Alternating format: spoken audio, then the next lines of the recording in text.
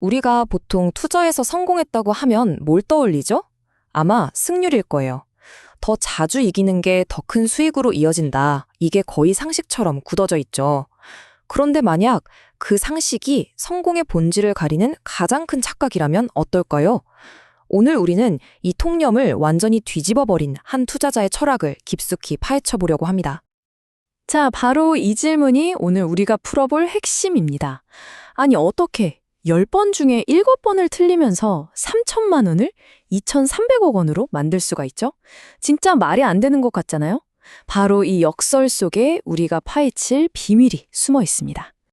네, 딱 30%? 잘못 보신 게 아니에요.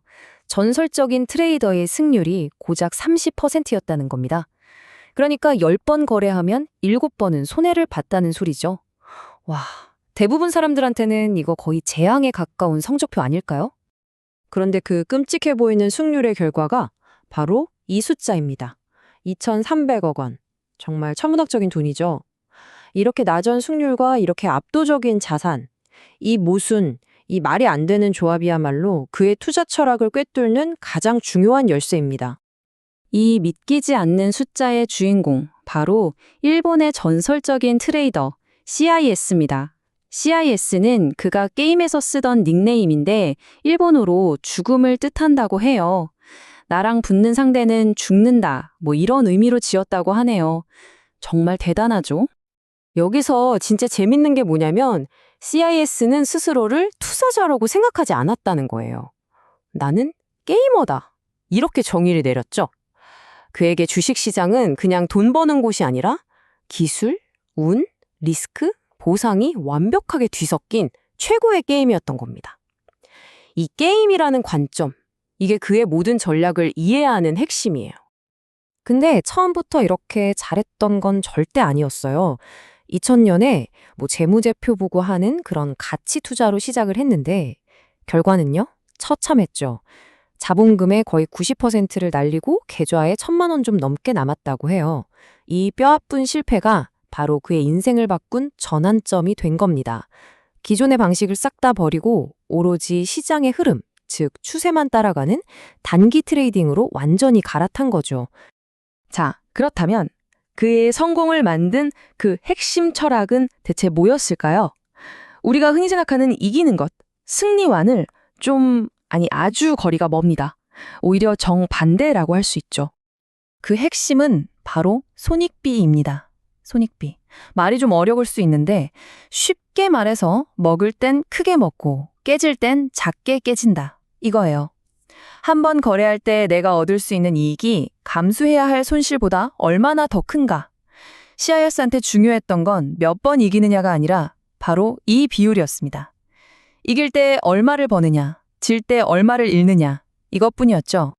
이 두 가지 생각의 차이는 정말 명확해요. 대부분의 사람들은 어때요? 손실난 종목은 언젠간 오르겠지 하면서 그냥 붙들고 있잖아요. 손절하기 싫으니까. 반대로 조금이라도 이익이 나면 불안해서 그냥 빨리 팔아버리죠. 익절은 언제나 옳다 하면서요. 근데 CIS는 완전히 180도 반대입니다. 손실은 그냥 칼같이 잘라내서 피해를 최소화하고 이익이 나는 종목은 추세가 꺾일 때까지 그냥 끝까지 들고 가서 수익을 극대화하는 거죠. 그의 책 표지에 적힌 이 한 문장이 사실상 그의 철학 전부를 말해주고 있어요. 중요한 것은 승률이 아니라 손익비다. 네, 바로 이 단순한 문장 안에 2,300억 원의 비밀이 다 담겨 있는 셈입니다.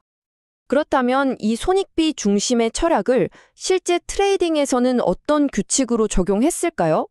그의 게임의 규칙을 한번 들여다보죠. 그의 원칙들은요, 듣고 나면 이게 다야? 싶을 정도로 단순합니다. 첫째, 추세를 따른다. 그냥 오르는 걸 사고 내리는 걸 파는 거예요. 예측 같은 거 안 합니다. 둘째, 손실은 즉시 잘라낸다.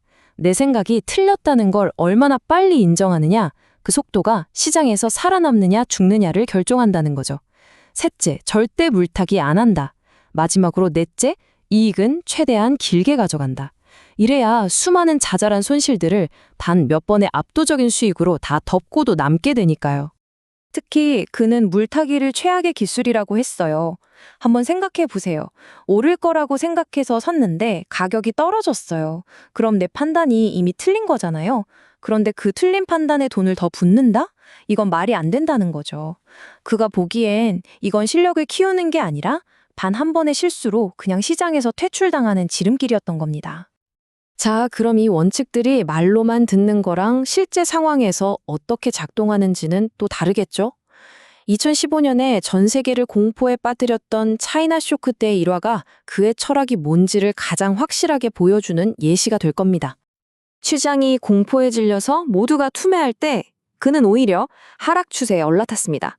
그러니까 가격이 떨어질수록 돈을 버는 숏 포지션에 거액을 베팅한 거죠. 심지어 이 모든 과정을 자기 트위터에 실시간으로 중계까지 했어요. 대단하죠? 근데 여기서 끝이 아니었습니다. 모두가 절망하던 그 폭락의 끝자락에서 그는 과감하게 포지션을 싹 뒤집어서 이번엔 상승에 베팅합니다. 그 뒤에 오는 기술적 반등까지 먹어버린 거죠.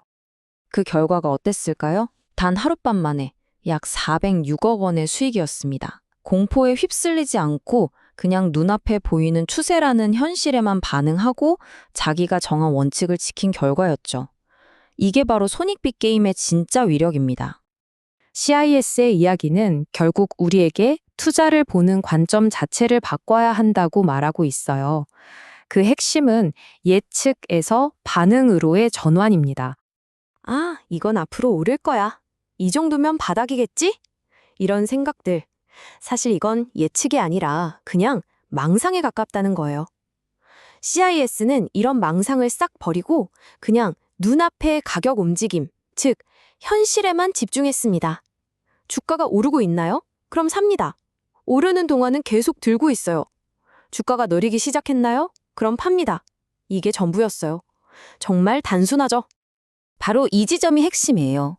많은 사람들이 싸게 사서 비싸게 판다는 그럴듯한 격언에 갇혀 있잖아요. 근데 그의 목표는 훨씬 단순하고 명확했습니다. 그저 내가 산 가격보다 비싸게 판다.